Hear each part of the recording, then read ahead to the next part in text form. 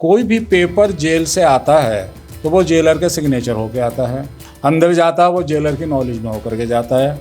As a chancellor जब वो sign कर रहे हैं, चेक पे भी कर रहे हैं, पेपर भी कर रहे हैं, एज ए अप्रूवल वो चांसलर साहब के पास जाता है, वो सिग्नेचर होकर के वहाँ से लगातार आ रहे हैं। ट्रस्ट जो होता है वो एक प्राइवेट बॉडी होती है।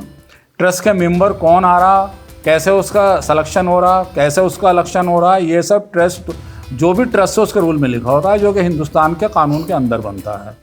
मेंबर मान लीजिए मैं आपसे कहता हूँ खुदा ना खास किसी की डेथ हो गई आज, तो जाहिर सी वाले ट्रस्ट की चेयर तो खाली रहेगी नहीं, वो मेंबर फ़ौरन मीटिंग बुलाएंगे, दूसरा का अपॉइंट कर देंगे। तो क्या इसमें हिंदुस्तान अखबार को बुलाएंगे, क्या इसमें टाइम्स ऑफ इंडिया को बुलाएंगे, क्या इसमें न्यूज़ 24 को बुलाएंगे?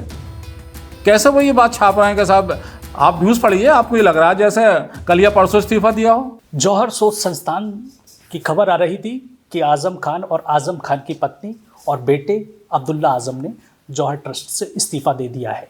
क्या विषय है ये?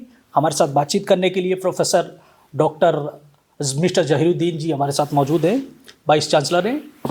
सर, क्या सच्चाई है इसमें? आज़म खान की खबर आ रही है कि तीनों ने जौहर ट्रस्ट से इस्तीफ़ा दे दिया है। देखिए, पहले तो बात मैं क्लियर ये कर दूं कि आज़म खान भी जेल में हैं, जैसे आप लोगों को मालूम है, अब्दुल्ला भी जेल में हैं।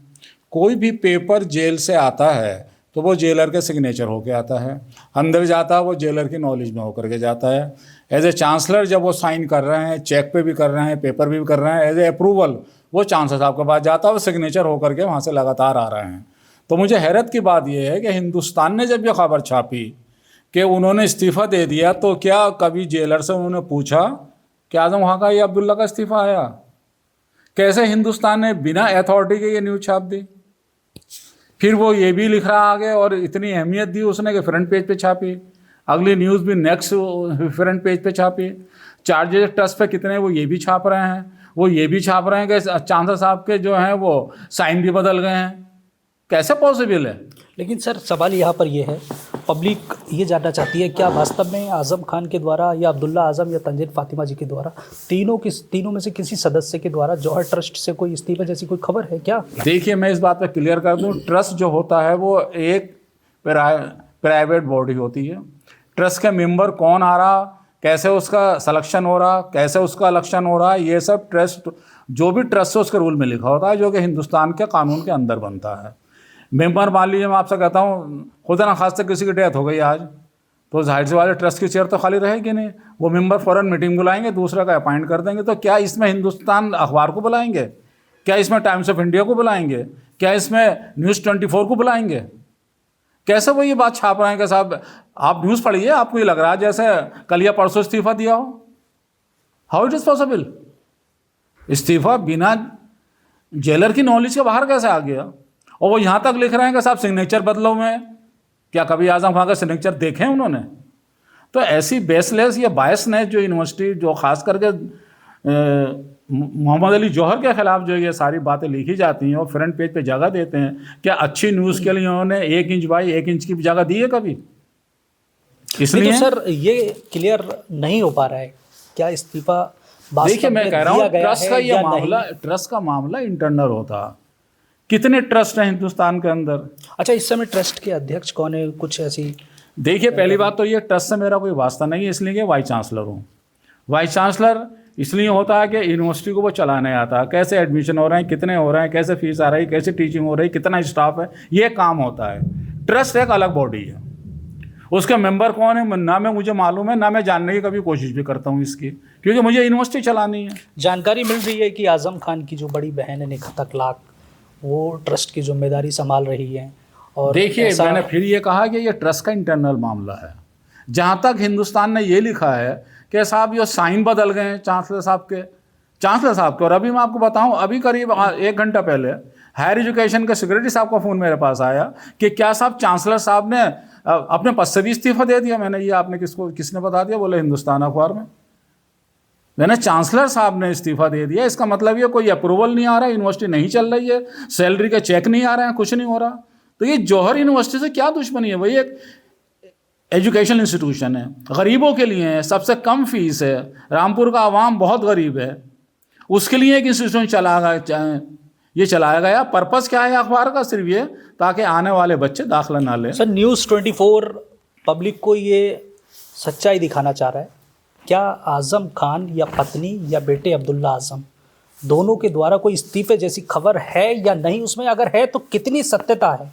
एक सवाल मैं आपसे पूछता हूँ, क्या आपने कभी तिरुपति मंदिर ट्रस्ट से पूछा जाकर कौन सिक्योरिटी है कौन नहीं है? आपसे पूछ रहा हूँ मैं, न्यूज़ 24 से पूछा आपने कभी? हमसे क्यों पूछ रहे हैं फिर? आप देखते हैं अक्सर नहीं, देखिए मैं जौहर आपसे विश्वविद्यालय है, अक्सर विश्वविद्यालय, ये विश्वविद्यालय चर्चाओं का विषय रहा। ये जौहर विषय, सोच देखिए संस्थान। माफ कीजिएगा, ये विषय बनाया प्रेस ने। आजम खान ने कौन सा तो क्या गुनाह कर प्रेस से लिया? सर नाराजगी है आपकी? नहीं, नाराजगी नहीं है, प्रेस वालों को हमसे नाराजगी है। मैंने आते के साथ ही 3 महीने बाद मैं प्रेस वालों को बुलाया, 11 प्रेस रिपोर्टर आए। उन्होंने कहा कि साहब हमें आज से 2 साल पहले गेट में घुसने नहीं दिया जाता था। मैंने अब आपके लिए गेट खुला हुआ है, कभी भी आइए। हमने भी आपसे काफ़ी कोशिश की बातचीत करने की कि इस खबर में कितनी सत्यता है, क्या अगर सत्यता है तो क्या वास्तव में आज़म खान या परिवार के द्वारा जौहर ट्रस्ट से इस्तीफा दिया गया है, लेकिन कोई कांटेक्ट नहीं हो पा रहा। देखिए, आपका फ़ोन न्यूज़ 24 का आया था, मैंने प्रेस कॉन्फ्रेंस बुलाई है, आप उसमें आ जाइए। मैंने खुद जवाब दिया था। इस बात का ये भी कोई बात नहीं है। दूसरी बात, मैं कई बार प्रेस कॉन्फ्रेंस में कह चुका हूँ कि ये ट्रस्ट का अपना मामला है, प्लीज़ ये ट्रस्ट वालों से पूछिए या जाकर के फिर आज़म खान से पूछ लीजिए अगर जेल में जाने दे आपको कोई तो। यानी एक इंसान इतनी मुसीबत में पड़ा हुआ है, ओढ़ने के लिए कंबल नहीं है, एक बिल्कुल खुले उसमें बैरिक में डाल दिया गया है, उसे तकलीफ देने आए हैं आप। और क्या साहब उन्होंने इस्तीफ़ा दे दिया? ऐसा लग रहा है अखबार पढ़ कर जैसे परसों इस्तीफ़ा दिया है। ये ट्रस्ट का अलग मामला हो। मैं प्लीज़ आपसे ये रिक्वेस्ट कर रहा हूँ कि प्रेस में और हम में कोई भी ना नाराज़गी है ना कुछ है। और मैं आपको बताऊँ, जब मैंने प्रिंसिपल मीट की है, उस प्रिंसिपल मीट में करीब 45 प्रेस रिलीज वाले आए थे, या कहिए विद फैमिली आए थे सारे प्रेस रिपोर्टर। तो कैसे नाराज़गी है? अब कोई खुद ही प्रेस वाला हमसे दुश्मनी निकाल रहा तो मैं उसके लिए क्या इलाज मेरा है? फिर से एक यही अंतिम सवाल है, क्या वास्तव में इस्तीफा दिया गया है? देखिए, मैं इस बारे में कुछ नहीं कर सकता क्योंकि ये ट्रस्ट का प्राइवेट मामला है, ट्रस्ट जाने इसे किसको वो दिया है। और अगर ये सवाल आपको पूछना तो हिंदुस्तान के सारे ट्रस्ट वालों से पूछिए प्लीज़। चलिए, शुक्रिया बातचीत करने के लिए। जौहर विश्वविद्यालय के जो प्रोफेसर हैं मिस्टर जहीरुद्दीन जी बातचीत कर रहे थे। हालांकि ये अभी भी स्पष्ट नहीं हो पा रहा है कि वास्तव में आज़म खान या पत्नी तंजील फातिमा या अब्दुल्ला आज़म के द्वारा जौहर ट्रस्ट से इस्तीफ़ा दिया गया है। अगर इस्तीफ़ा दिया गया है तो इसकी जो सच्चाई है वो सामने क्यों नहीं आ रही है? आखिर इसके पीछे की क्या वजह है? लेकिन कुलपति साहब का कहना है कि ये जो चीज़ है मैं पब्लिकली इसको नहीं कर सकता। और ऐसे में सवाल सिर्फ यहाँ पर यही बनता है कि आज़म खान के द्वारा अगर इस्तीफ़ा दिया गया है तो ये स्पष्ट तौर पर सामने क्यों नहीं आ रहा है। न्यूज़ 24 के लिए सुरेश दिवाकर, रामपुर।